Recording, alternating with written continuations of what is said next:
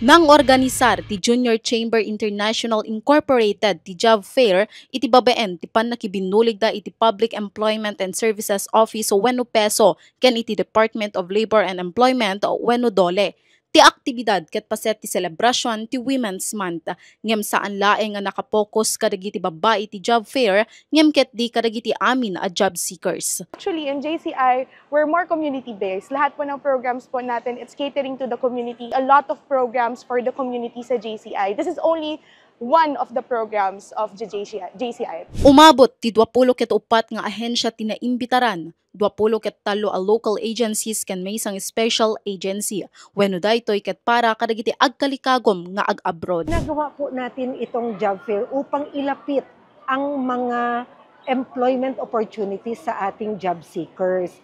At sa atin namang employers, matulungan din po sila na bigyan ng mga empleyado ang kanilang mga establishments.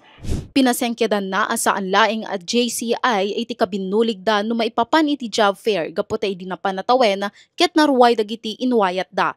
Napalausmet ti panagyaman dagiti job seekers gaputa maipaayandan iti gundaway a makapagtrabaho. Importante po para sa akin na magkaroon ng another option ng trabaho kasi po kapag graduate ka na ng college, expect lagi ng mga tao or ng family mo na magkaroon ka agad ng work. Namnamaen ang may yuswat manen ti aktibidad iti umay atawen. Nika Jane Ganoy, Balitang Solid North.